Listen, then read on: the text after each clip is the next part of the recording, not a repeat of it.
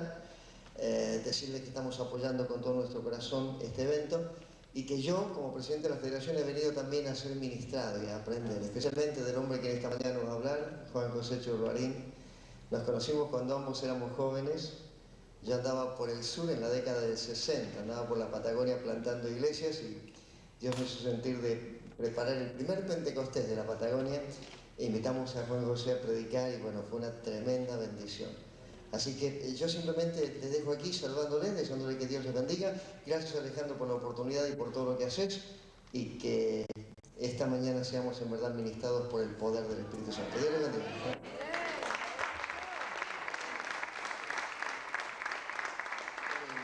Gloria a Dios. Hugo Márquez llegó. ¿Hugo? Vení, Hugo, vení. Hugo Márquez, pastor de la iglesia Jesús es Rey, ¿no? ¿O te cambié el nombre de la iglesia? Por acá, por acá, por acá, por acá. Ahí está. De la ciudad de Neuquén. Así que él se vino de Neuquén. Tenemos gente que llegó hoy de... Por aquí, por favor. Ahí está. Vení, por... Ahí está. Tenemos gente que llegó hoy de La Pampa, ¿no? ¿Tenemos gente que llegó de La Pampa? Sí, ahí está. ¿Por qué no damos un... A ver, ¿quiénes son? ¿Muestren las manos? Ah, le damos un aplauso de bienvenida. General Pico. General Pico. Gloria a Dios. Este es un querido varón de Dios y él está haciendo algo tan tremendo en Neuquén. Queremos escucharle hoy a la tarde. Vamos a tener como una mesa, un panel. Vamos a tener nuestro hermano Chorrín y otros hermanos más que nos van a estar ministrando de diferentes temas, con una exposición y tiempo de preguntas. Así que este tiempo a las 3 de la tarde no te lo pierdas. Y yo quisiera que nos saludes, nos digas algo de lo que está pasando en Neuquén, de lo que tenés en tu corazón para Neuquén, de lo que Dios está haciendo ahí en la provincia, y después vamos a invitar a nuestro hermano Chorrín y vamos a recibir la palabra del Señor. Sí, pero ahora decinos algo. Yo también te sorprendo. Que probablemente no me quede esta tarde, te voy a decir ahora. Por tu predicación de ayer, que hay que estar ahí, dijiste vos en las puertas, y recién cuando estaba esperando la iniciación del culto me llamaron del intendente de la ciudad de Neuquén, porque esta tarde hace un acto de presentación del nuevo gabinete y el plan de gobierno, y me llamaban del municipio con una invitación personal para que yo esté presente. Y entonces uno pone en la balanza donde después nos peleamos, ¿no es cierto? Pero bueno, estas son, quizás tiene que ver con la presencia y el lugar que el Señor le está dando a la Iglesia de Cristo en este tiempo, ¿verdad? Yo creo que estamos viviendo un tiempo donde en alguna medida quienes gobiernan la nación, las ciudades, las provincias, se están dando cuenta de la presencia, del peso espiritual, de la influencia de la Iglesia de Jesucristo, y es un tiempo donde en alguna medida empiezan a consultar, empiezan a llamar, empiezan a sentir de que la Iglesia debe estar presente. Y bueno, Neuquén no es una excepción como no lo es muchas ciudades del país. Pero se trata simplemente de ser coherentes con el Evangelio. Se trata no de buscar un protagonismo, sino de que la Iglesia tenga presencia en la ciudad. Yo creo que muchas veces las iglesias cristianas evangélicas nos hemos manejado tipo secta. Nosotros mismos nos hemos sectarizado, nos hemos sentido distintos, nos hemos apartado y nos hemos sentido contentos con esto. No nos ha dolido el dolor de la ciudad, no hemos llorado por el dolor de la ciudad, no hemos estado presentes en los momentos en que la ciudad ha estado gimiendo y hemos ignorado la ciudad y la ciudad nos ha ignorado a nosotros. Pero creo que cuando la ciudad entiende, la iglesia entiende que es parte de la ciudad empieza a entender que la Iglesia de Jesucristo también es parte de la ciudad. Por eso me parece que la acción de los pastores, la acción de la iglesia tiene que ver con una actitud coherente con los actos cotidianos de la ciudad. con las cosas que están pasando. No puede ser que estén sucediendo cosas, reclamos, piquetes, huelgas, manifestaciones, y nosotros seguimos planeando nuestro retiro espiritual por allá sin entender nada de que tenemos que estar presentes, tener una palabra. El miércoles, aún yo voy a decir algo que no sé si a alguno le moleste o no, pero yo lo voy a decir porque creo que es mi convicción. Aún miren, nos cuesta unir esfuerzos aún entre las iglesias evangélicas. Nos cuesta estar unidos los pastores a las iglesias y mostrar un frente común. No nos ponemos de acuerdo. Y si no nos ponemos de acuerdo, ¿qué le vamos a decir a los políticos que se pongan de acuerdo? Es vergonzoso, ¿verdad? Creo que hay algunos temas también. Usted puede decir no, enojarse, está bien. Pero yo le voy a decir una cosa. Creo que hay algunos temas que tienen que ver con la paz en la ciudad, con el mensaje de Cristo, que aún con la Iglesia Católica nos tenemos que poner de acuerdo. ¿Saben? Con la Iglesia Católica sabemos todas las diferencias que tenemos, la tenemos en claro, y por eso nos hemos peleado tanto tiempo. Lo que no tenemos en claro es en qué estamos de acuerdo. Y creo que tenemos que buscar puntos en comunes. Y sabe, antes de venir acá el miércoles, me llamaba el obispo de Neuquén. Ya hemos tenido experiencia con los anteriores, pero sabe, no es común que el obispo llame a un pastor y le diga: pastor, me quiero reunir con usted. He estado reunido con los sacerdotes y ellos me han dicho que bueno, yo no conozco qué han hecho anteriormente, sé que han hecho, pero quiero reunirme con usted. Bueno, ¿a qué hora quiere que nos reunamos y quiere que vaya allá? No, dice, yo quiero ir a su oficina. Y usted sabe que eso no es común. Y ya lo hemos vivido con Monseñor Ladrizani anteriormente, con quien están trabajando. De un día, si no, quiero ir a desayunar a tu oficina y estar en nuestra iglesia, compartiendo los problemas de la ciudad. Compartiendo los problemas de la ciudad, sabiendo dónde no nos vamos a mezclar, sabiendo qué cosas no compartimos, manteniendo en claro cuál es nuestra posición bíblica y evangélica, pero tenemos un mensaje social, un mensaje ético y moral, tenemos un mensaje de paz a la ciudad y de unidad. Y más de una vez nos hemos juntado con algunos pastores que están de acuerdo, con algunos sacerdotes. El obispo me dice: pastor, esto me trae muchos problemas porque hay muchos sacerdotes que no están de acuerdo. Le digo: yo estoy igual, quédese tranquilo. A mí me ha traído mucho problema esto. Juntarme con usted me ha traído mucho problema. Pero estoy convencido de que hay algunos puntos donde nos tenemos que juntar.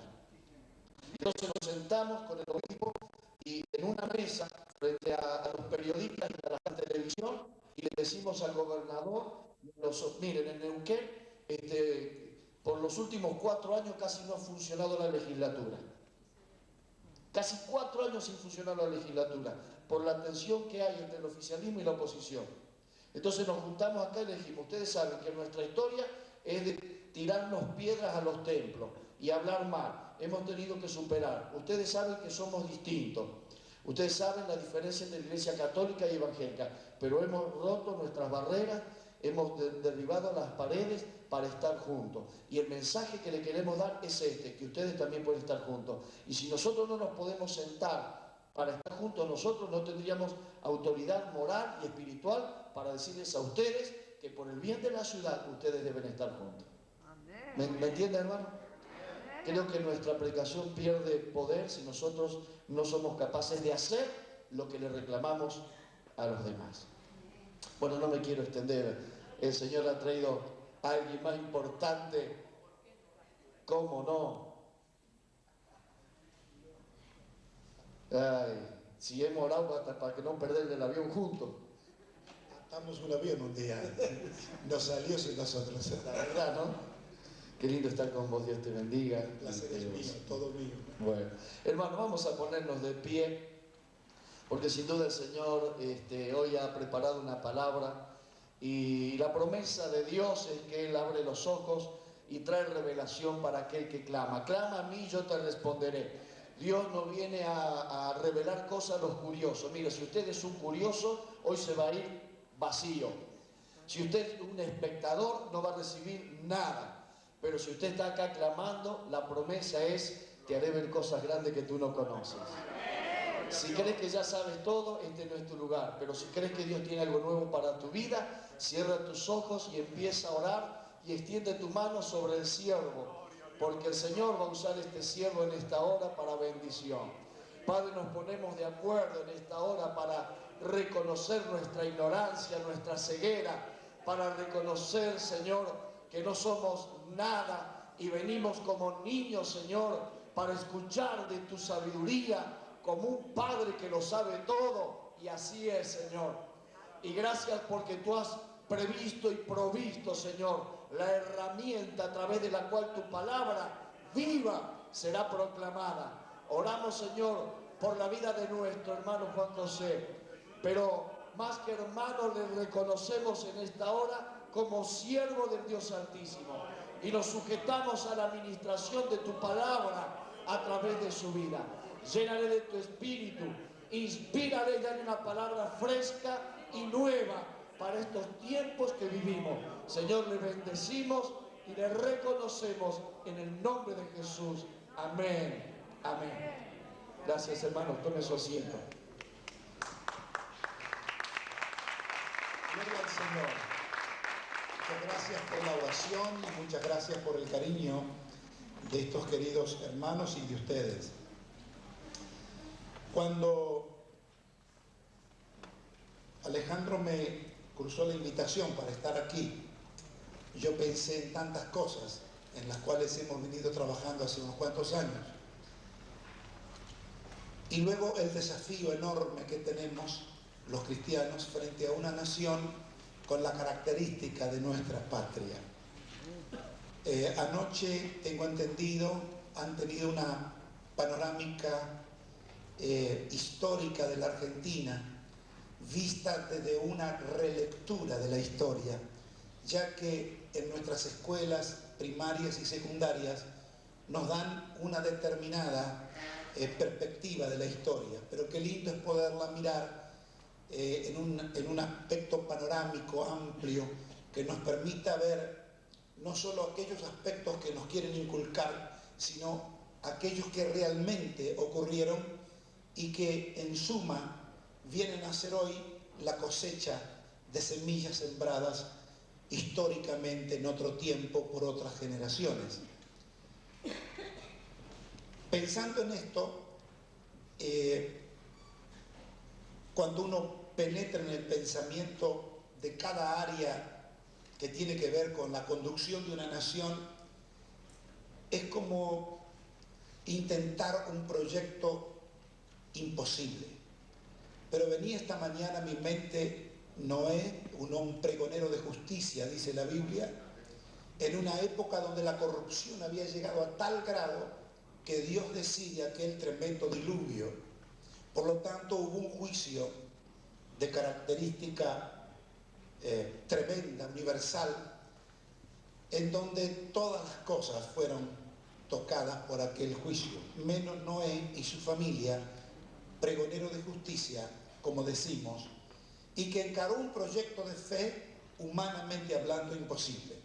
Y sin embargo, él fue parte del plan de Dios como un agente de cambio para la nueva etapa, para lo que Dios iba a hacer después de aquel tremendo diluvio.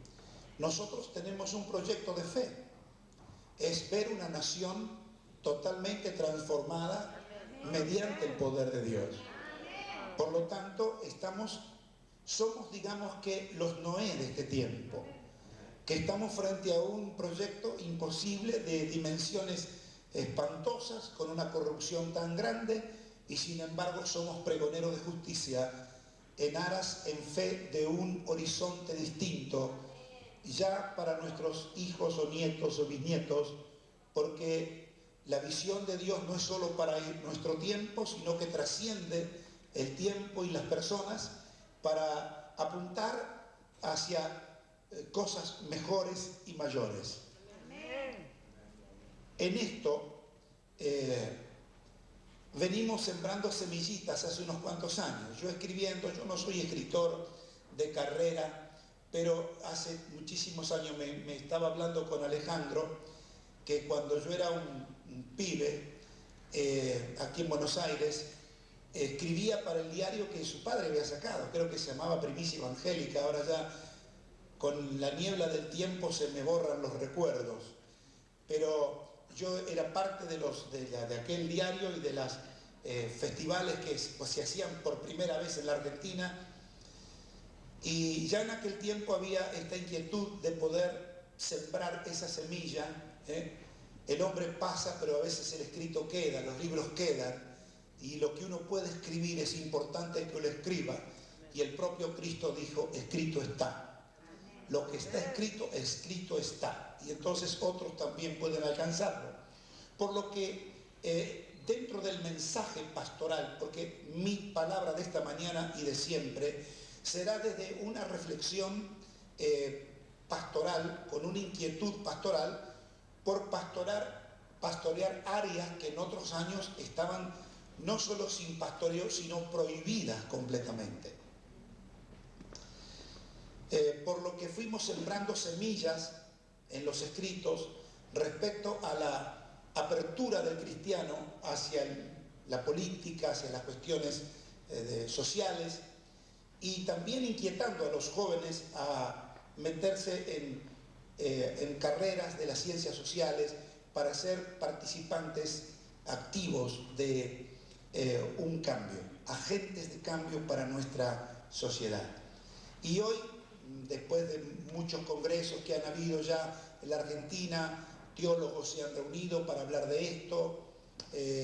Una de las personas que ha contribuido mucho a la reflexión teológica sobre estas cosas, el pastor René Padilla, con la gente de Kairos, la Fraternidad Teológica Latinoamericana, y muchos otros que seguramente hay tantos que han convocado a muchos pensadores cristianos, teólogos, profesionales, para tener una reflexión a la luz de la Escritura y hacer una lectura de nuestra situación como nación y ver cuáles son las posibilidades de cambio en las cuales podemos participar.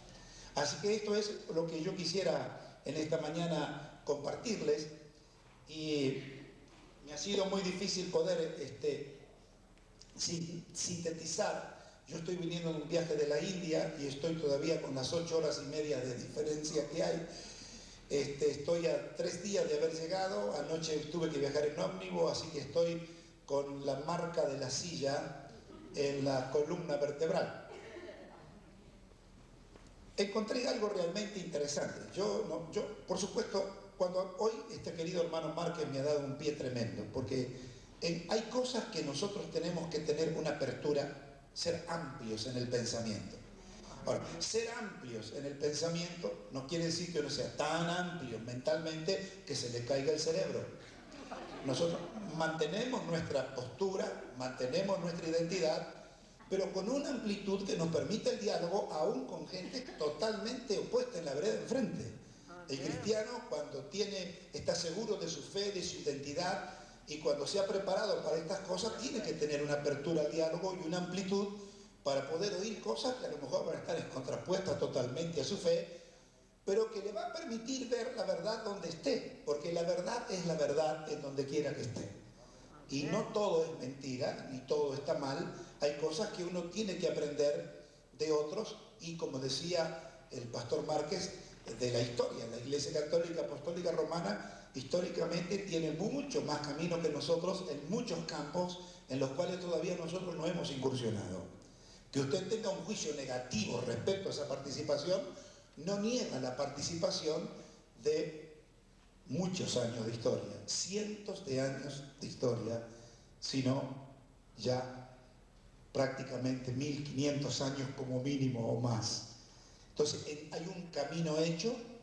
La Iglesia Católica no creo que le quede aspecto en el quehacer no solo de una nación, sino de continentes enteros y en el mundo, expertos en cada campo que tienen que ver con los destinos de continentes enteros, de naciones enteras, del mundo entero. Por lo tanto, hay un camino hecho, y a veces uno, para poder encontrar algo cristiano, o por lo menos llamado cristiano, dentro de estas cosas, tiene que obligadamente ir a una literatura católica para poder ver el pensamiento cristiano dentro de esas cosas. Así que si usted en este aspecto dice, no, yo esto no, pues bueno, esto siempre digo yo, nuestro papel pastoral no es empujar, es guiar. Hay muchos líderes que empujan, yo creo que Dios guía y nuestro deber es guiar, nuestro deber es llevar a lo largo del camino. Y hay una diferencia muy grande entre informar y guiar. Muchos mensajes del púlpito tienen un sentido informativo, pero no guiativo. Y recuerdo un hombre que contaba haberse perdido en una de las autopistas en Estados Unidos, que le llaman algo así como Skyway, o sea, que hablan de caminos que ya tocan el cielo. Entonces, rutas que van para arriba, para abajo, para el costado, para todas partes. Y finalmente el hombre que iba a predicar a un pueblo vecino ahí se perdió en la autopista y quedó ahí hasta la tarde, y allí nadie para en la ruta para darle una mano porque no se sabe quién es el que está parando gente. Así que finalmente, orando a Dios y ya cercana el atardecer, la noche, alguien paró misericordiosamente y le dijo, mire, yo necesito llegar a este pueblo, pero ya yo soy pastor, predicador, no voy a poder llegar al horario previsto, ya perdí el tiempo de mi predicación, pero igual quiero llegar de algún modo para poder decir qué me pasó. Y entonces le dice, no es fácil, dice, tome una izquierda, una derecha, cuando encuentre unas luces, para arriba, para abajo. Pero eso es exactamente lo que me dijeron todos los que me guiaron, todos los que me dijeron el camino, pero lamentablemente yo voy, hago todo lo que me han dicho y no puedo salir de aquí. Entonces le dijo el hombre, bueno, suba a su auto, a su carro y sígame. Y en escasos 10 minutos estaba fuera de la autopista. Entonces hay una diferencia entre informar y guiar. Guiar es encaminar al otro a lo largo del camino y llevarlo hasta. Este es nuestro papel como líderes, de poder guiar, no empujar, mostrar el camino. Por lo que voy a leer lo dijo Calvino, y usted a lo mejor dijo Calvino, no, yo soy arminiano. Bueno, pero rescatemos que Calvino ha dicho muchas cosas buenas. Bueno, hay alguien que apoya ahí a Calvino. Son bautistas seguramente. Bueno, la historia entonces es que Calvino decía de esta manera, está citado en el Boletín Teológico número 65 por W. Reuret. Por lo tanto, dice Calvino, no se debe poner en duda que el poder civil es una vocación, no solamente santa y legítima delante de Dios, sino también muy sacrosanta y honorable entre todas las vocaciones. Fíjese el pensamiento de Calvino. La vocación de estar en lugares como los que se proponen hoy, él lo consideraba una de las vocaciones más honorables y sacrosantas. Cuando yo me convertí hace más de 40 años atrás, el hermano Prieto me recuerda cuando yo tenía 23 años, 22 años, allí en Neuquén, en una conferencia pentecostal, nosotros fuimos evangelizados por misioneros europeos y norteamericanos.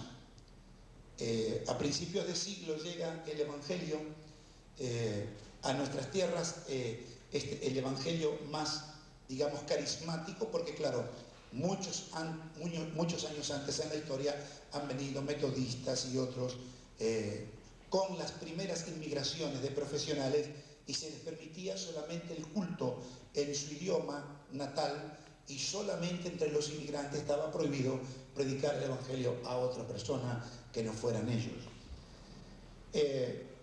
Pero a principios de siglo, cuando viene el evangelio, a nosotros nos predican un evangelio donde había una muy severa división entre lo santo y lo profano, entre lo espiritual y lo material, entre lo sagrado y lo secular. Por lo tanto, nosotros pensar en carreras como la abogacía, por ejemplo, la sociología, la filosofía, la psicología, médico hasta cierto punto, aunque los médicos en algunos círculos también caían en el mismo paquete de las carreras condenadas por la religión. Por lo tanto, en aquel tiempo nosotros éramos, digamos, un subproducto del oscurantismo vivido en otro tiempo por la Iglesia. Y usted siempre sabe que el iluminismo comienza mucho tiempo antes de la historia, pero siempre hay residuos de una época pasada en la que otros se aferran y permanecen como bastiones de la defensa de la sana doctrina y de la fe, entre comillas, todo eso. Así que nosotros, es más, leer el diario era pecaminoso. Bueno, televisión no había en aquel tiempo, pero cuando apareció la televisión era el 666, más o menos. Y se escribieron libros incluso sobre el tema de la televisión y de la computadora y de todo lo demás, ¿no? Si usted, lo que hoy dicen, fulano de tal, arroba tal, bueno, eso podía ser el signo de la bestia en aquellos años. Lo cierto es que ahora, eran gente piadosa, eran gente temerosa de Dios, era gente entregada, abnegada, verdaderamente santa, que tenía una visión así. O sea, su teología era una teología reduccionista, en donde reducía al mundo a determinados parámetros, santificando o divinizando esos aspectos y satanizando, demonizando y condenando otros aspectos que tenían también que ver con nuestra presencia en la sociedad. De modo que lamento no haberme convertido con Calvino en aquel tiempo, porque entonces yo hoy no sería pastor. En la historia de mi familia, muchos han sido políticos y han trabajado en diferentes lugares. La calle Churruarín aquí es un sacerdote pariente nuestro. Acá se escribe Chorruarín por el hecho del apellido vasco, que era con TX, y cuando bajaron del barco lo escribieron como sonaba. Y de ahí la diferencia entre Cho y Chu, pero el apellido es exactamente el mismo. De nuestro pariente sacerdote, de lo cual hay libros participantes de la historia argentina en la época de las primeras gestas, hasta hoy hay gente metida en todas partes, y yo desde mi ángulo ahora ministerial, ya que aquello para mí estuvo prohibido. De modo que hoy pertenezco a una generación anterior, pero como dice la Escritura, que hubo hombres de generaciones pasadas que tuvieron participación en la acción de nuevas generaciones, porque en ellos hubo otro espíritu. Dice la Biblia que Josué y Caleb vivieron el avivamiento en Egipto cuando 10 plagas sacudieron la nación entera y más de 3 millones de esclavos fueron liberados mediante el poder de Dios. Así que aquel Josué y Caleb y sus familiares vieron aquella, yo les llamo a eso, la primera etapa para ese pueblo de la manifestación del poder de Dios. La segunda etapa es cuando cruzan el Mar Rojo y a lo largo de 40 años en el desierto ellos pueden ver las más grandes manifestaciones que pueblo alguno ha visto de parte de Dios, del poder de Dios en defensa, en guianza, en provisión, en protección y aún incluso en juicios sobre los incrédulos. Ellos pudieron ver el poder de Dios en una segunda etapa, pero ahora Josué y Caleb y sus familias cruzan el Jordán para vivir una tercera etapa, que fue la de la etapa de la tierra prometida que fluía leche y miel. No, yo pertenezco a generaciones como la de Caleb y Josué, que hemos vivido en los años 60, antes del gran despertar del Espíritu Santo aquí, y hemos vivido las renovaciones aquí en la Argentina, pero el tiempo que está y que viene es un tiempo de una manifestación de gloria y de poder jamás nunca soñado, aún por la mente más frondosa, más que se puede imaginar cosas grandes, pues mente humana no lo puede imaginar, porque la Escritura asegura que no subió en corazón de hombre, ni oído lo oyó, ni ojo lo vio, que es lo que Dios tiene preparado para este tiempo. Alabado sea el Señor. Denle un aplauso al Señor.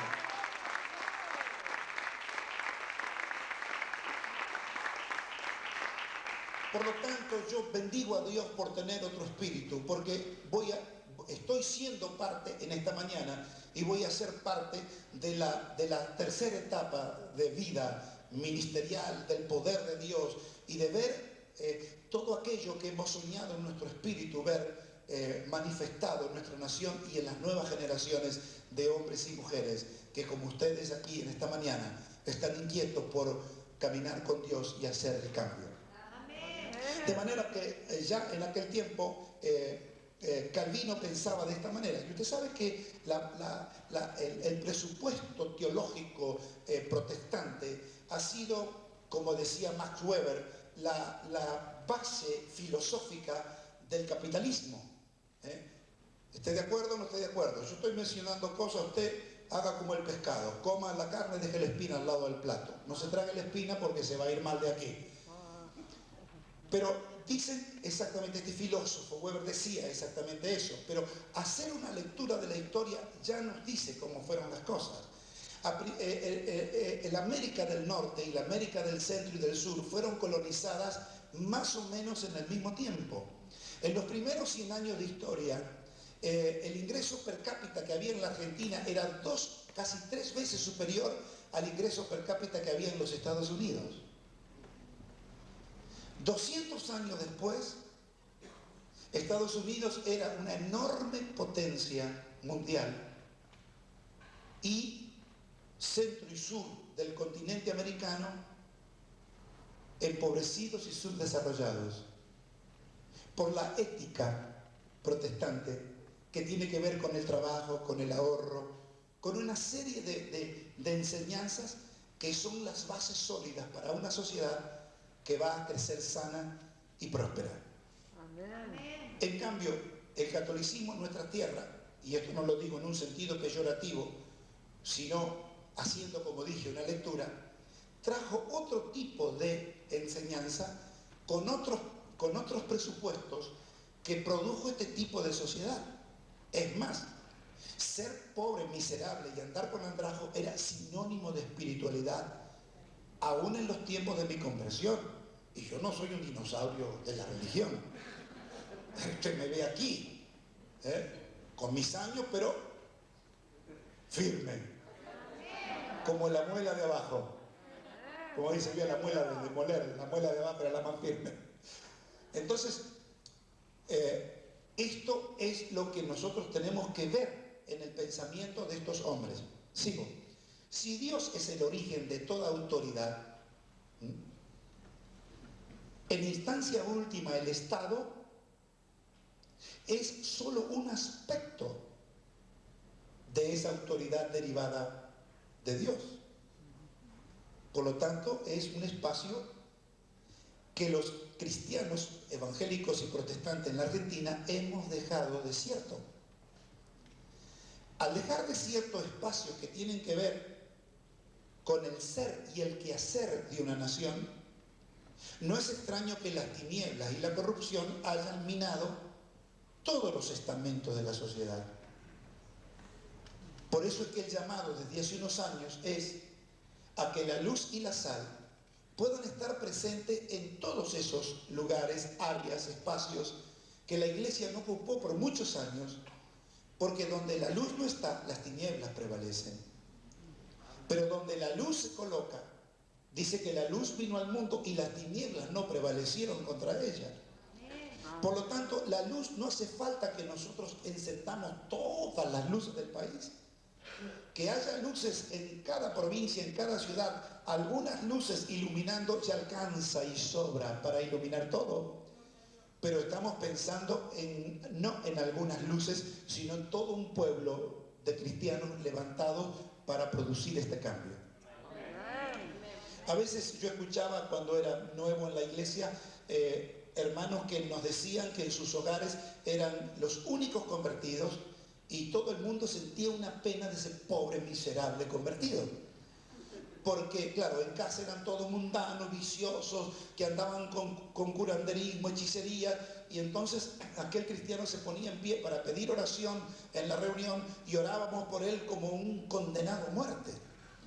Y entonces, claro, teníamos piedad del pobre. Pero claro, más tarde, cuando yo aprendí a leer la Biblia, aprendí no a leer la letra, sino lo que está detrás de la letra, dice la Biblia que cuando hay una luz no se pone debajo de un almud, sino que se pone en un lugar alto y alumbra a todos los que están en casa. Alumbra a todos los que están en casa. Los que tienen que tener miedo son los que están en las tinieblas, ¿no? Porque la luz, con una sola luz, con un solo creyente en una casa, alcanza y sobra para producir el cambio. Las tinieblas no prevalecen. Esto trasladémoslo a nuestra ciudad, a nuestra provincia y a toda nuestra nación. Por lo tanto, ocupar esos lugares, como decía Calvino, es un deber.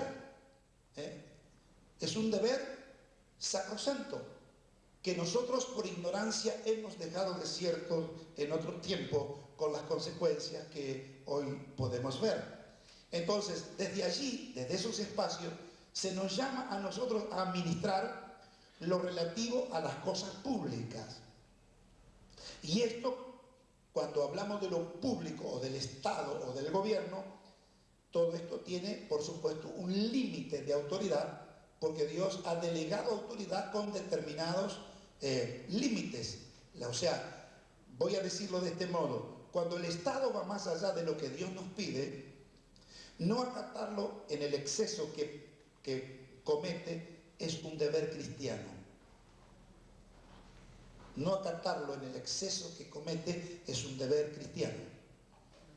Nosotros no podemos ir en pos de cosas que se superponen a la obediencia entre el Estado y Dios. Ahora, luego, a su vez, quedarse más acá de lo que Dios nos pide es deshonrarlo. Nosotros tenemos que estar en la posición que Dios nos pone, en esos lugares en donde se espera que estemos y que algunos ya están. No vamos a caminar, como dije hace un momento, de espaldas hacia el presente y al futuro inmediato, porque muchos, mirando el pasado, se lamentan sobre, como en este caso yo podría decir, bueno, lo que pasa es que a mí no me formaron, no me educaron, cuando yo me convertí era así, y ahora ¿qué puedo hacer? Se me han ido los años. No, a mí no se me ha ido ningún año. Yo todos los años que he vivido lo he vivido para Dios y están bien invertidos y no he perdido un solo año de mi vida. Por lo tanto, yo no voy a llorar sobre las ruinas de una ignorancia, sino que voy a construir a partir de la hora en que Dios arroja luz y estar con la generación que va para adelante. Gloria al Señor. Por eso digo que mirar para atrás no nos ayudará a lo que queremos llegar, solo nos es útil para no perder memoria histórica, nada más, para no volver a cometer los mismos errores que se cometieron en el pasado. O sea, no perder memoria histórica para no cometer errores, pero no para lamentar sobre las ruinas del pasado. Ahora, cuando hablamos de política, nosotros tenemos que redimir el término. Recién se habló de la redención de la bonaerense.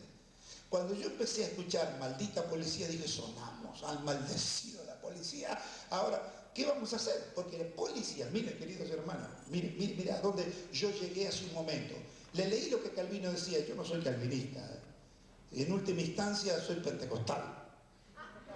Sí, porque claro, yo fui a los Hermanos Libres, me acuerdo de la iglesia de Arturo Houghton, vivía el abuelo de Arturo cuando yo por primera fui a la iglesia, conocí el papá de Arturo, y Arturo Houghton lo conocí cuando él tenía, porque era un poquito mayor que yo, lo conocí cuando él estaba en la secundaria. Así que mire, o sea, yo fui a la iglesia de los Hermanos Libres, pero los pentecostales me encontraron y dijeron, es lo mismo. Así que yo me vine con los pentecostales porque me quedaba más cerca. Me daba cuenta que aquellos eran más, tenían más orden o tenían otro estilo más calladito, y estos eran fatales para gritar y demás. Pero salvados los gritos y los ruidos, me convertí, me bauticé en la iglesia pentecostal y toda mi enseñanza viene de ahí. De hecho, no me he quedado parado en aquel lugar. Hemos crecido por la gracia de Dios. Hemos crecido por la gracia de Dios y hoy tenemos una visión del pueblo de Dios un poco más amplia que los conceptos pentecostales solamente. Amén. El pueblo de Dios es mucho más grande que la denominación. Alabado sea el Señor. Entonces, redimiendo, porque fíjese usted, si, como dice Calvino, la cosa pública, lo de la poli, ¿sabe que la palabra policía viene de poli? De la ciudad, de lo que cuida la ciudad, es como política, policía, todo lo que tiene poli tiene que ver con la ciudad. Ahora, si lo que tiene que ver con la ciudad, en el concepto calviniano, tiene que ver con la autoridad que Dios ha puesto y que ha delegado en los magistrados para llevar adelante la cosa pública, hemos maldecido lo que Dios ha establecido. Hello. Entonces nosotros tenemos un problema porque donde Dios bendice, y no digo que bendice el pecado de la corrupción, no, el orden que Él establece. Porque no hay que confundir el orden establecido por Dios con un mal marido.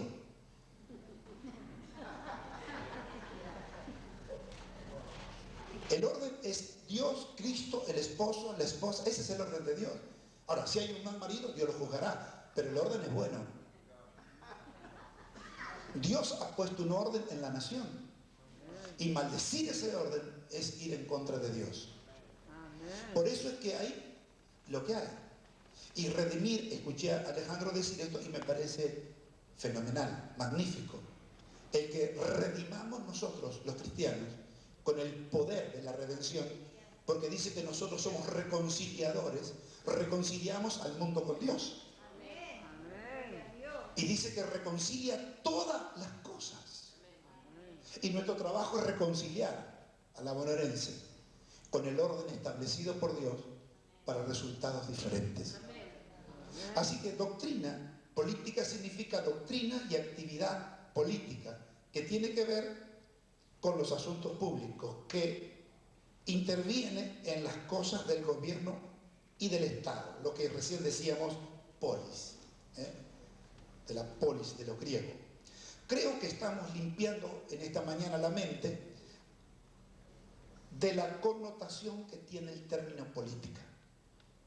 Cuando uno dice sí, la política o el político, ya con eso es sinónimo de corrupción, de robo, de violaciones y cuánta cosa podríamos imaginar. Estamos incorporando la verdadera acepción del término, redimiendo el término. ¿Para qué? Para poder entonces redefinir nuestra participación. Para redefinir nuestra participación en la sociedad. Para esto necesitamos educar. Yo siempre digo que hay que educar para liberar. La ignorancia es la madre de todas las esclavitudes. Hay que educar para liberar. ¿Usted no se dio cuenta que uno de los ataques más graves que ha tenido en nuestra sociedad, aparte del de la familia como institución, ha sido la educación?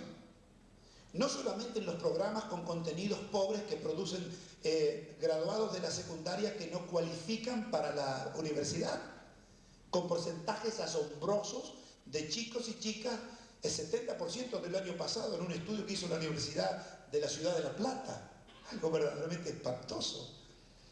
No solo por los contenidos, sino también por el ataque al mismo maestro.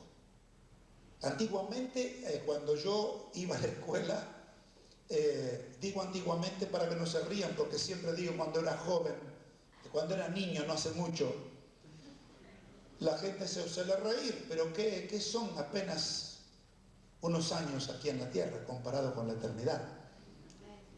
Entonces, se nos decía que el segundo hogar era la escuela. Y si un maestro que hasta tenía atribuciones no santas, como darle un punterazo, tirarle de oreja, o ponerlo en una esquina ahí, por desobediente, en el rincón del salón, y si usted venía a casa a decir que el maestro tal o cual, recibía un segundo punterazo o un segundo tirón de oreja en casa. La condena de nuestros padres era que no me diga la maestra algo de vos. Así que a sufrir. Si usted hacía algo en la escuela y algo pasaba, pues a sufrir. Si no, sufría doble, si denunciaba el sufrimiento de la escuela. Ahora, hay tres pilares que nosotros tenemos que defender en esta nueva etapa. El primer pilar donde se construye la sociedad es el hogar, la familia. Tenemos que recuperar, ahora fíjese usted, el término familia. Porque hoy familia pueden ser dos homosexuales que se casan en la ciudad de Buenos Aires. Hola. Familia puede ser monoparental. Familia puede ser cualquier cosa de las variantes que hoy tiene lo que es una familia en el sentido bíblico. Por eso hoy, cuando a mí me invitan a hablar de familia, lo primero que hago es redefinir el término familia para decir a qué me voy a referir. Entonces, cuando explico lo que es el término familia, recién empiezo a hablar sobre la familia. Entonces, cuando hablamos de familia en sentido bíblico, que es el único que existe, por otro lado, hablamos entonces de las enseñanzas de Dios para construir una familia sana. Mateo 7, donde el Señor dice que el que construye la casa sobre la roca, ¿sí? El que hace su palabra, construye su casa en la roca, su familia en la roca. El resultado de no construir en la roca son las ruinas, porque construyen en la arena, y la sociedad ha construido en la arena filosófica, sociológica, de los psicólogos sociales que no han tenido en cuenta a Dios como arquitectos de una sociedad nueva. Este es el tipo de sociedad que han construido los expertos que no han tenido en cuenta a Dios. Y fíjese, no estoy condenando la sapienza, ni el profesionalismo, ni la excelencia, no haber tenido en cuenta a Dios. No haber tenido en cuenta a Dios. Entonces, familia, la sociedad está como está porque se ha atentado y se sigue atentando en contra de la célula básica de la cual está construido el tejido social. Segundo, la educación, o vamos a ponerlo mejor. Segundo, la iglesia. La iglesia tiene que ser no solamente la que instruye en las cuestiones de la fe, sino la que trabaja para la edificación de la familia. Hay muchísimas hoy reuniones o digamos ministerios, no sé cómo llamarlo para no ofender, donde se consume prácticamente todo el tiempo del individuo y de la familia. Entonces, la iglesia no debe, por un lado enseña que tiene que la familia ser así y así, pero por otro lado no deja espacio para crecer como familia porque consume todo el tiempo de las familias. Ahora, nosotros no tenemos que construir el ministerio sobre la ruina de la familia, ni por construir una familia olvidarnos del ministerio. Tiene que haber un sano equilibrio en esto para que la iglesia le aporte a la familia lo que la familia necesita para ser sólida en la sociedad. Entonces, iglesia y familia interactúan. La iglesia sola no puede educar a tus hijos. Y tú solo como familia no puedes educar a tus hijos, necesitas la iglesia. La iglesia necesita a la familia y la familia necesita a la iglesia en un sentido institucional, estoy hablando, porque iglesias son familias. Ahora, hay un tercer elemento aquí, que es la educación.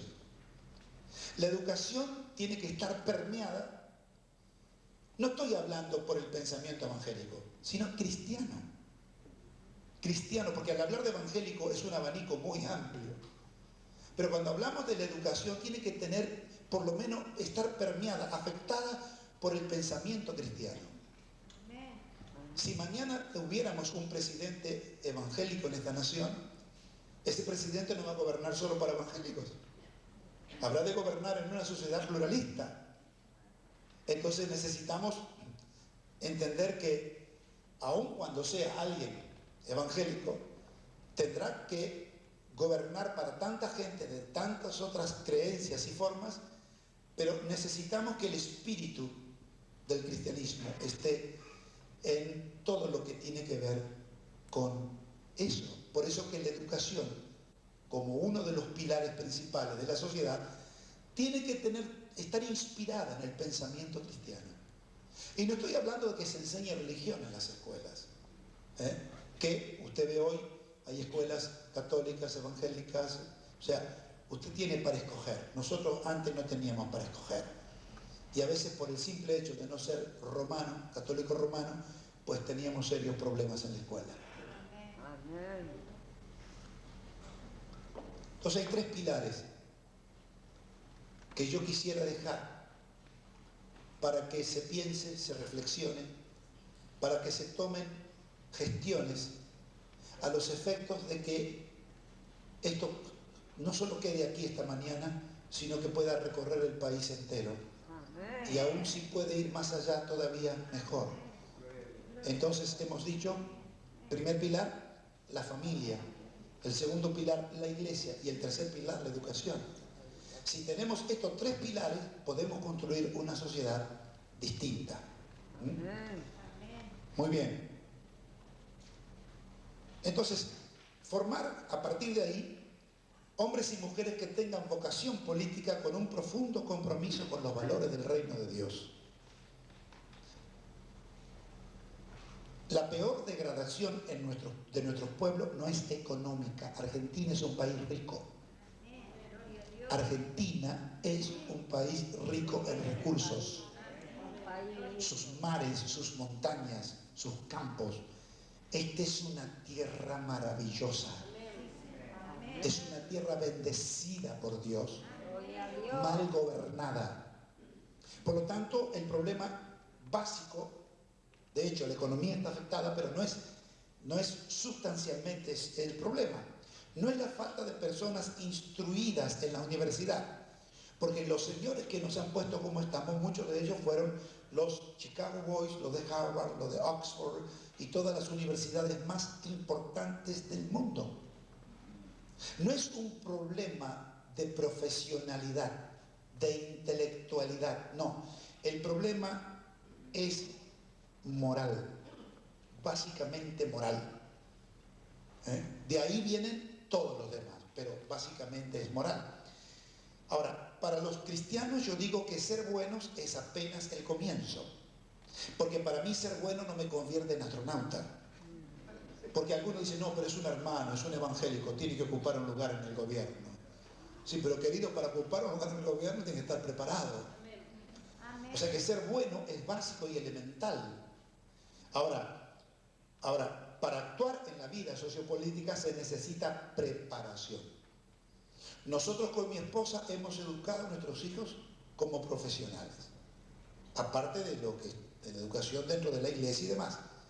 Este año está terminando, a mediados del año que viene, el último de los que se gradúan.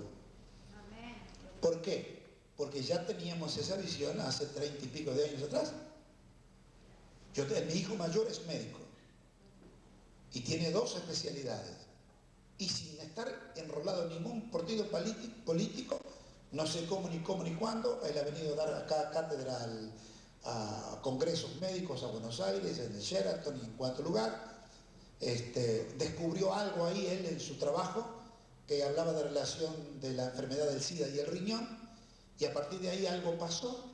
Pues ahora lo han nombrado el segundo en lo que es SIDA y en lo que es tuberculosis en toda la provincia. O sea que él está organizado congresos para médicos a nivel provincial. Y sin estar en ningún lugar, en ningún partido político, ahora lo han nombrado director asociado del hospital regional en donde está.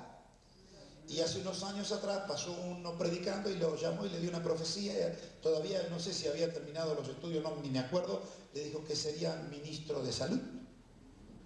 Ahora, yo no sé si será ministro de salud o no, pero del Estado, pero que ministro de salud es seguro porque es pastor de la iglesia y está dando la salud que viene de Dios. Aleluya.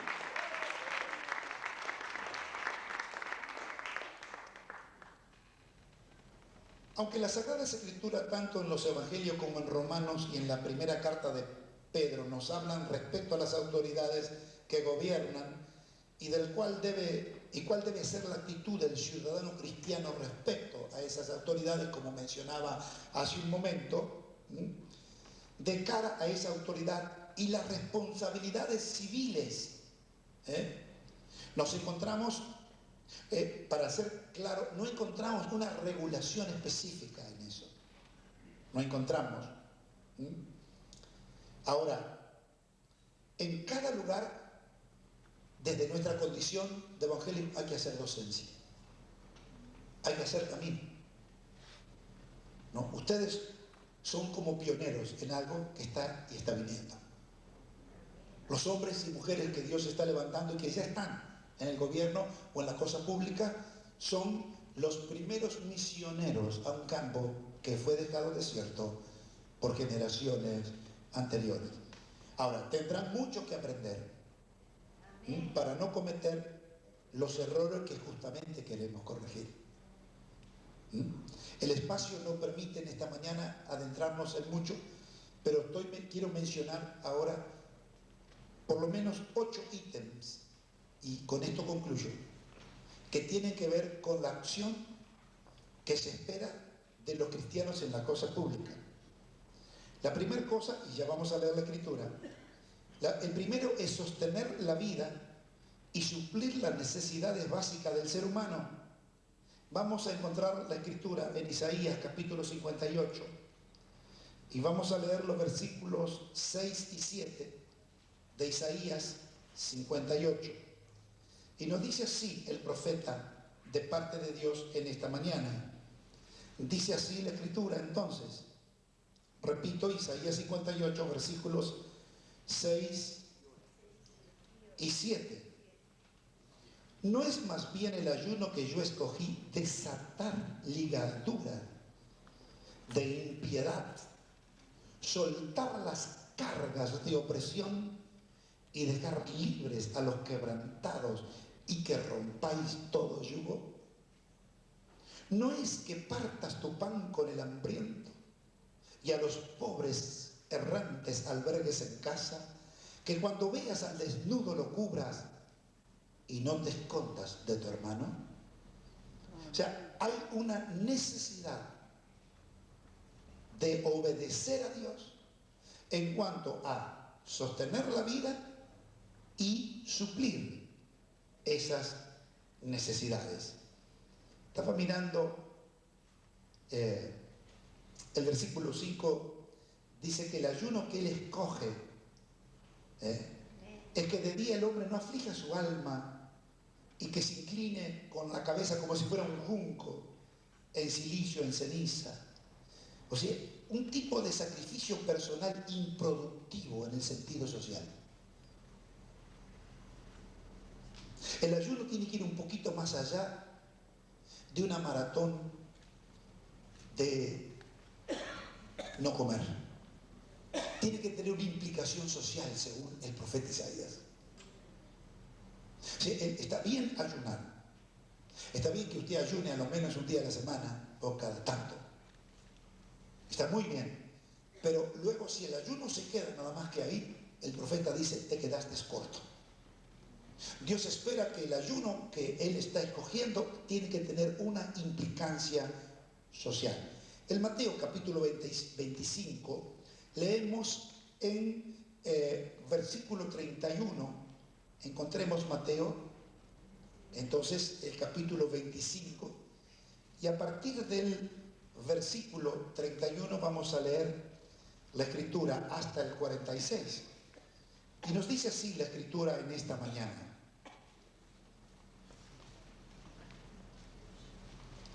Cuando el Hijo del Hombre venga en su gloria y todos los santos ángeles con él, entonces se sentarán en su trono de gloria y serán reunidas delante de él todas las naciones y apartará los unos de los otros como aparta el pastor las ovejas de los cabritos y pondrá las ovejas a su derecha y los cabritos a su izquierda. Entonces el rey dirá a los de su derecha, venid benditos de mi Padre, heredad del reino preparado para vosotros desde antes de la fundación del mundo, porque tuve hambre. Fíjate que está el porqué, la razón. Porque tuve hambre y me diste de comer, tuve sed y me diste de beber, fui forastero y me recogiste, estuve desnudo y me cubriste, enfermo y me visitaste, en la cárcel y viniste a mí. Entonces los justos responderán diciendo: Señor, ¿cuándo te vimos hambriento y te sustentamos, o sediento y te dimos de beber? ¿Y cuándo te vimos forastero y te recogimos, o desnudo y te cubrimos? ¿O cuándo te vimos enfermo o en la cárcel y vinimos a ti? Y respondiendo el rey les dirá: de cierto, que en cuanto lo hiciste a uno de estos mis hermanos más pequeños, a mí lo hiciste. Entonces dirá también a los de la izquierda: apartaos de mí, malditos, al fuego eterno, preparado para el diablo y sus ángeles. Porque tuve hambre y no me diste de comer, tuve sed y no me diste de beber, fui forastero y no me recogiste, estuve desnudo y no me cubriste, enfermo y en la cárcel y no viniste a mí. Entonces dirán también ellos, le responderán: Señor, ¿cuándo te vimos hambriento, sediento, forastero, desnudo, enfermo o en la cárcel y no vinimos a servirte? Entonces él responderá diciendo: de cierto os digo que en cuanto no lo hiciste a uno de estos más pequeños, tampoco a mí lo hiciste. Y estos irán al castigo eterno y los justos a la vida eterna. Esto está en completa conexión con Isaías 58. Hay por lo menos 4 categorías en la Escritura que de punta a punta la Biblia los menciona como cuidado. El primero habla de los pobres. En el Antiguo y Nuevo Testamento hay un constante cuidado de Dios por los pobres. Dios permanentemente está encargando a los pobres, a los líderes del Antiguo y Nuevo Testamento. La otra categoría que hay es el extranjero. Había que tener un cuidado por el extranjero y Dios les recordaba: porque extranjeros fuisteis vosotros. Entonces el inmigrante no debe ser tenido como alguien, y esto por ahí nos causa mal, porque por ahí vienen inmigrantes, se ponen a vivir en un barrio y lo corrompen. Porque son inmigrantes que vienen con una mente dada vuelta. Y fíjense, en Estados Unidos, en donde yo he podido ver mucho esto, en donde la gente de color, llamado así negros, han ido comprando casas en las barriadas, y en poco tiempo no quedó un solo blanco, se mudaron de casa. Donde compraron los italianos, los judíos, los chinos, y usted puede ir hoy a determinado lugar de los Estados Unidos y encontrar, dice: no, acá, este es el sector de los italianos. O sea, ¿por qué? Porque donde vinieron inmigrantes con otra cultura, con otra creencia, con otra forma, inmediatamente entraron a vender sus casas y a irse. Ahora, la Escritura a nosotros no nos habla de bendecir la mala conducta del inmigrante, sino a tener respeto por la vida, respeto por el forastero. La otra categoría son las viudas. Las que dice Pablo son verdaderamente viudas menor de 60 años. Y pone unas enormes condiciones para estar en calidad de viuda.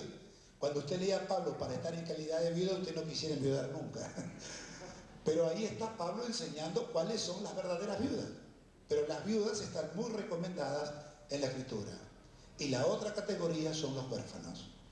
Entonces, pobres, extranjeros, viudas y huérfanos tienen una encomienda especial de Dios, de los líderes del Antiguo Testamento y de los apóstoles en el Nuevo Testamento. Por lo tanto, nosotros tenemos aquí el primer punto a recomendar, que es entonces sostener la vida y suplir las necesidades básicas del ser humano, de un cristiano en acción política o social o pública. Segundo, buscar la igualdad en la distribución de los bienes y recursos necesarios para la vida. Dice la Escritura que el que tuvo mucho no le sobró, y el que tuvo poco o recogió poco no le faltó. O sea, ahí tenemos una forma de repartir muy, muy sana de lo que Dios nos dice. Segunda de Corintios, capítulo 8, queremos leer rápidamente allí los versículos 13 al 15 de Segunda de Corintios 8. Dice entonces así la Escritura: por esto hemos sido consolados en vuestra consolación. Perdón, dije 8, ¿verdad? Sí. Porque no digo esto porque haya para otros holgura y para vosotros estrechez.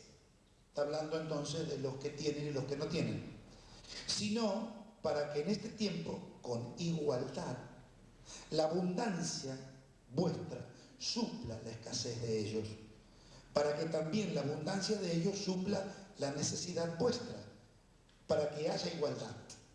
Como está escrito, el que recogió mucho no tuvo más, y el que poco no tuvo menos. Pablo ahí está dando una recomendación a la iglesia de que no existan grandes diferencias dentro de las congregaciones.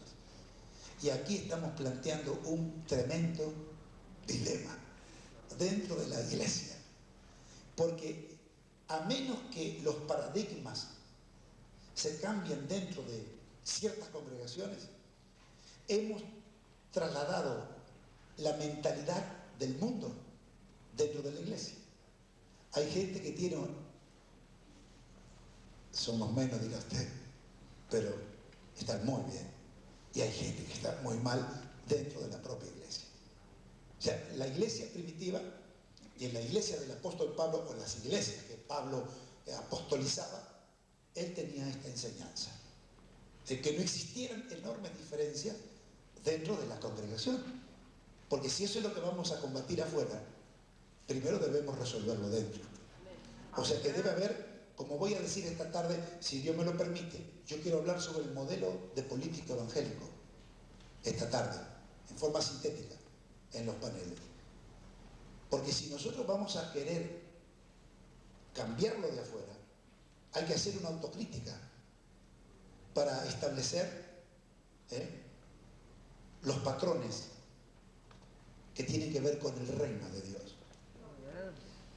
Y entonces vamos a tener que hacer cambios muy importantes dentro de la propia iglesia evangélica. El tercer elemento es buscar la justicia. Deuteronomio capítulo 10, versículos 17 y 18, cuando el escritor sagrado nos dice así, Deuteronomio 10, versículos 17 y 18, leo. Porque Jehová vuestro Dios es Dios de dioses y Señor de señores, Dios grande, poderoso y temible, que no hace acepción de personas ni toma cohecho, que hace justicia al huérfano, a la viuda, que ama también al extranjero, dándole pan y vestido. O sea, aquí el punto 3 nos llama a la justicia. El primero, a sostener la vida y las necesidades básicas del ser humano. El segundo, la distribución igualitaria. Y el tercero, hacer justicia. Cuarto, buscar la dignidad que el ser humano ha perdido, devolverle la dignidad al ser humano. Hoy, mucha de la falta de autoridad que hay en los hogares se debe a que el hombre, como varón, como proveedor del hogar, ha sido arrinconado por el sistema, haciéndolo sentir indigno, porque no puede ganar el sustento con sus propias manos. Y entonces ha habido una devaluación de la autoridad, porque ha habido una devaluación del hombre. Entonces, esta situación de indignidad producida por un sistema que le está robando al ser humano su dignidad, nosotros debemos luchar para devolverle esa dignidad perdida. Quinto, buscar la libertad. Dios nos ha llamado para liberar a los cautivos. No voy a citar los versículos porque ya los conocen, pero hay que educar para liberar, dije hace un momento. La mejor manera de mantener un pueblo oprimido es atentar contra la educación. Que no se eduque, que no vaya a la escuela, que no piense. Un ciudadano educado y pensante es un enorme peligro contra sistemas opresores y totalitarios. Liberar en lo económico. Una sociedad económico dependiente produce gente de tal condición como lo que voy a mencionar ahora. Es mi lectura personal. No quiero ofender a nadie con lo que digo, ni quiero que usted esté de acuerdo conmigo. Pero cuando yo estudié el movimiento sindical en la Argentina, en la época de los primeros inmigrantes, de ahí nace todo esto, empezaron las luchas por lo que se llamaban conquistas sociales. Estas luchas de los sindicalistas perseguidos, reprimidos, apaleados, encarcelados en otro tiempo, fueron cobrando espacio en la sociedad para hacer sus reclamos cada vez más. Con el tiempo, y para ser más precisos, en la época de Perón, capítulo 4, versículo 2, porque ya a la altura de lo que hemos visto de otros políticos, Perón casi es un santo. Y no soy peronista, ¿eh? No. Dice, ¿de qué partido es? Usted ya sabe de qué partido. Yo estoy vendido al partido. Yo ya tengo la elección hecha. Yo tengo un presidente eterno. Pero yo no puedo estar en ningún partido político porque pierdo mi sentido profético. La iglesia no puede enrolarse en un partido porque pierde su sentido profético, su rol profético en la sociedad. La iglesia es la conciencia viva y activa de los poderes temporales. Recuérdenlo, la iglesia debe ser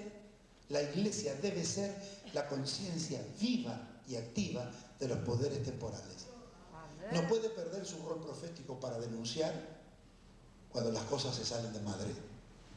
Ahora, cuando uno lee un poco, uno se da cuenta de que, si bien presidente de los argentinos en otro tiempo cometió toda su locura, y por supuesto tiene sus críticos, y hay libros a favor y en contra, usted puede documentarse y sacar sus conclusiones. Pero sin santificar al hombre, yo lo que quiero decir que hoy cuando voy a Córdoba, Córdoba por decirlo, pero a muchos lugares, todo lo que hoy es público para niños, para ancianos, para jubilados, para trabajadores y para todo está hecho en la época de Perón. Después de ahí para abajo no se hizo más nada, o poco. Entonces, aquellos sindicalistas en la época de Perón lograron un nivel casi ya de señorío, a punto tal que había gente que no iba más a trabajar, mandaba gente a marcar la tarjeta. Yo puedo citar empresas, lugares, tiempos, fechas, pero no voy a hacerlo por cuestión de tiempo. Pero el trabajador llegó un momento que el patrón era el siervo del trabajador, ¿no? Y se invirtieron los roles, pero el propio San Domingo les decía, muchachos, tengan cuidado porque va a venir el tiempo de las vacas flacas. ¿Cuántos se acuerdan de ese discurso? Muchos de los que están mayores hoy.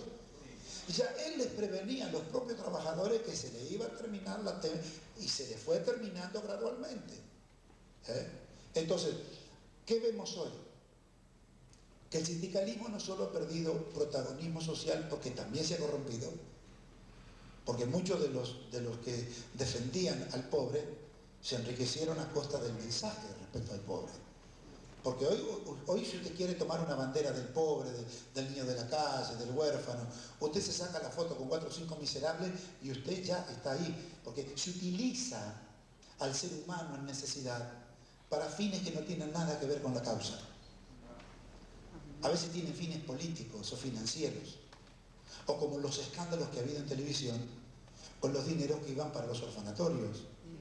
Y después del dinero de los escándalos sexuales y todos los escándalos, porque usted no termina de reponerse de un escándalo cuando ya tiene el otro enfrente. Entonces, el sindicalista de hoy ya no está defendiendo las conquistas de ayer porque fue perdiendo y perdiendo y perdiendo. Fíjese que ahora la gente sale a cortar una calle no tanto por el trabajo, sino por el plan trabajar. Y ahora por el sindicato del plan, por el aguinaldo del plan trabajar.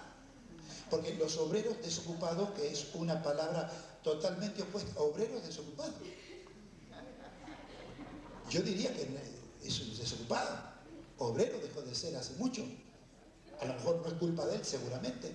Aunque muchos tienen culpa, porque muchos no quieren ya trabajar. Porque se ha creado una mentalidad de dependencia en la sociedad para mantener a un pueblo indigno en condiciones de necesidad a fin de podernos mover con una caja de mercadería. Cuando el ser humano ya no piensa con la mente, sino con el estómago, ha dejado de ser un ser humano. Le han robado la dignidad. Ahora, yo no estoy emitiendo juicios, simplemente hago una lectura de cada día, y usted lo sabe, Por lo tanto, ya hoy no se pelea por una conquista social, sino por un plan trabajar. ¿Qué es un plan trabajar? Usted ya lo conoce.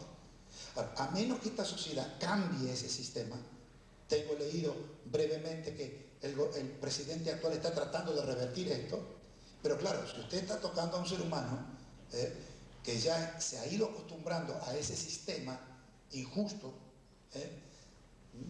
de pronto usted tocar ese sistema puede perder la mano, porque usted está metiendo la mano en algo muy feo. El ser humano ha creído por muchos años que el trabajo es del diablo. E incluso muchos cristianos evangélicos han dicho, sí, porque en el paraíso estaremos en la gloria no hay necesidad ni lágrima, ni dolor, ni trabajo, ni... A los que piensan que en la gloria eterna o en la otra dimensión de vida, que yo tengo mi forma de pensar en eso y no se la quiero decir ahora, pero ahí empieza el trabajo recién. Si aquel pensamiento idílico del paraíso, donde dice que Adán vivía la gran vida, no habían leído la Biblia, porque apenas lo pone el paraíso era para labrarlo y guardarlo. Ahora, ¿sabe de dónde viene todo este tema de la cultura antitrabajo? De los colonizadores. De esto que le mencioné, de la cultura protestante y católica. Yo soy descendiente de españoles, de madre y padre, de cuarta generación. O sea, que voy a hablar de mi propia estirpe, pero haciendo una autocrítica sana. Los españoles que venían acá a colonizarnos eran todos nobles, eran todos señores. El trabajo, dicen los sociólogos de la época, que haciendo la lectura del trabajo, el trabajo era algo humillante. Lo hacían las personas del último, digamos, eslabón de la cadena de estar bien. Es decir, la base de la pirámide social, esos eran los que hacían el trabajo de plomero, carpintero, herrero, hojalatero, talabartero, lo que sea.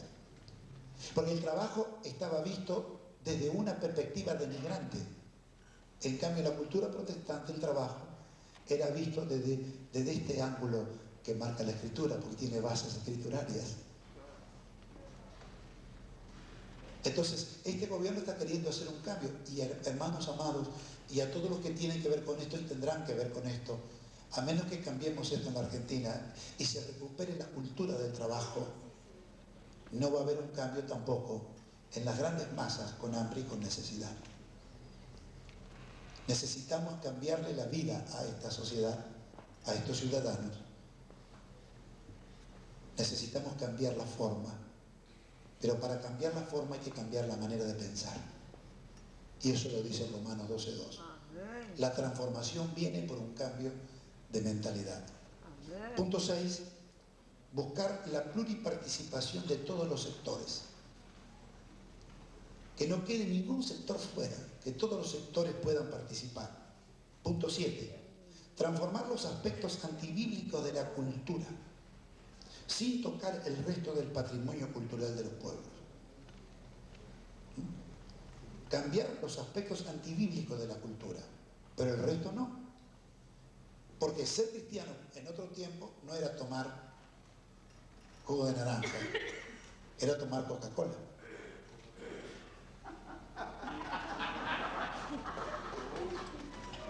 ¿Por qué? Y bueno, porque la transculturización o la culturización que trae el predicador para ser cuidadoso, nos trajo junto con el Evangelio un sinfín de cosas que no tienen que ver con nuestra cultura. Entonces, se han santificado, sacralizado aspectos culturales casi a nivel bíblico o más. Ahora, yo sé que, por ejemplo, el vino, la bebida alcohólica ha sido un flagelo, y es un flagelo en prácticamente todo el mundo. No vendo vino, no tengo acciones en la bodega del Dr. Menem. Por lo tanto, voy a hablar desde mi condición cristiana. Pero claro, aquello de la ley seca en los Estados Unidos trajo un pensamiento antivino. Y me cuentan, usted sabe que dentro del evangélico también hay cuentos. Y a veces algunos cuentos. Y en algún caso todo cuento. En que vino un predicador a predicar de afuera, a predicar contra el vino en Mendoza. ¿Cuántos mendocinos hay acá?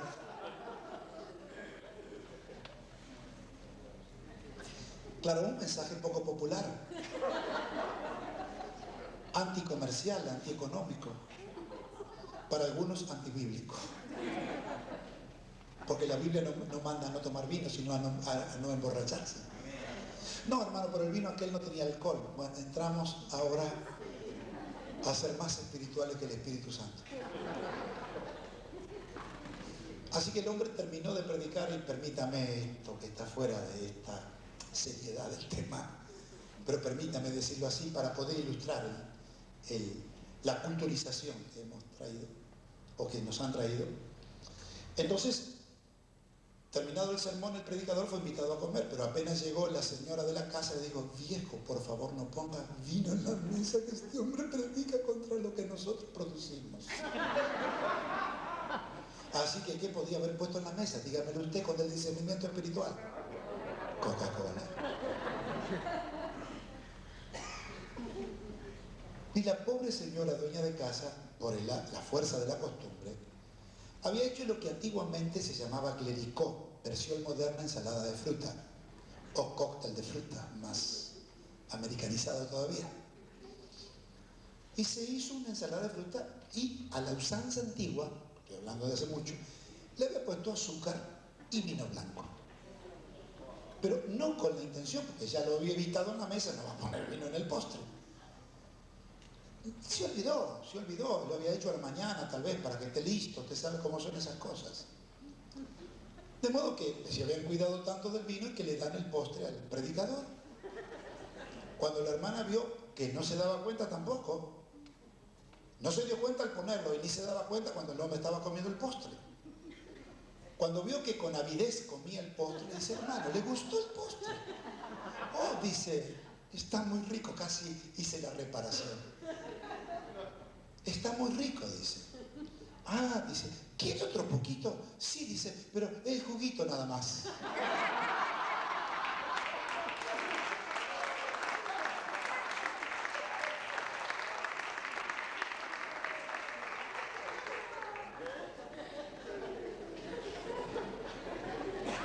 Transformar los aspectos antibíblicos de la cultura sin afectar el patrimonio de los pueblos. Y último, buscar restaurar y educar para mantener el medio ambiente ecológico.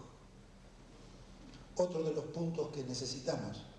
A mí me da una profunda pena cuando la conferencia del Río casi me tiene que inyectar, porque salieron los defensores de la nueva era de todo el ambiente ecológico, y yo digo: nosotros, Señor, claro, también hubo grupos cristianos, pero lamentablemente, hermanos, debemos reconocer que en estos campos la Iglesia no ha estado en la acción, ha estado en la reacción.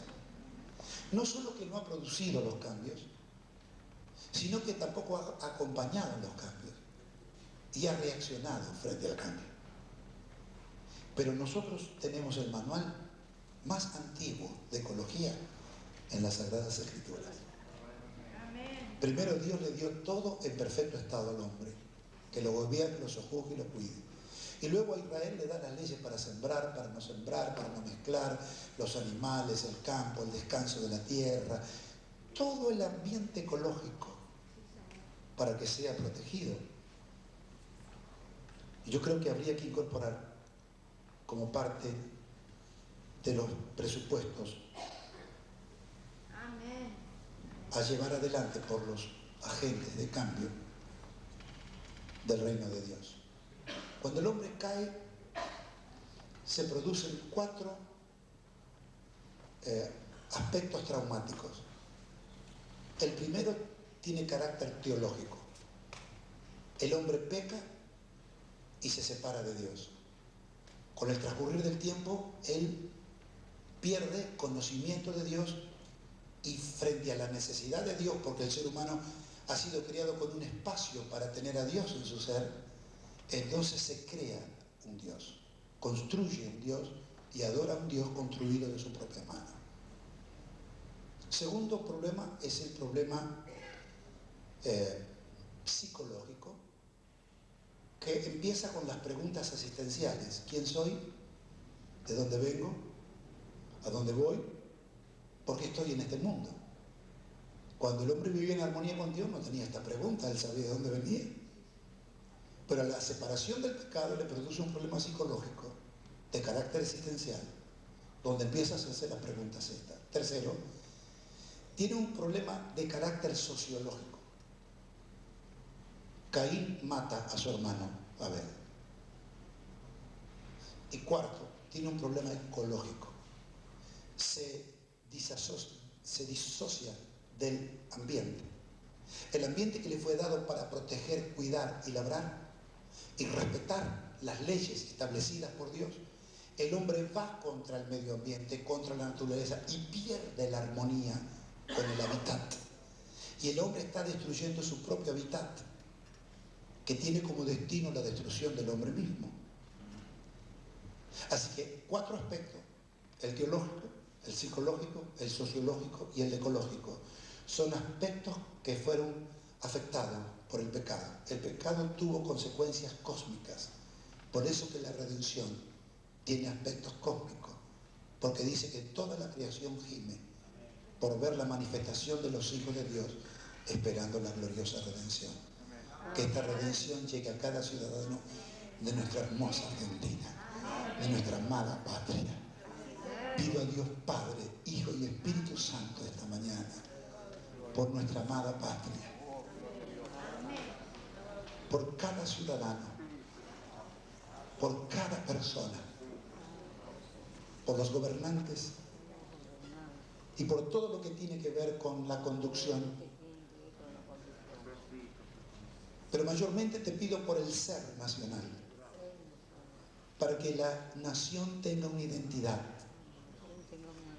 Y te imploro, Padre, por todos tus hijos e hijas, que son los que estás levantando como una generación de cambio, que van a estar en lugares tan delicados y a la vez tan comprometidos. Te imploro que la unción del Espíritu Santo descienda sobre ellos, que la iluminación, la guía, el coraje, la valentía, el poder de lo alto se apodere de cada uno de ellos. Y te ruego, Padre, que de aquí en más podamos continuar nosotros, los que venimos de antes, llevar a otros, guiar a otros hacia tomar parte en todo esto.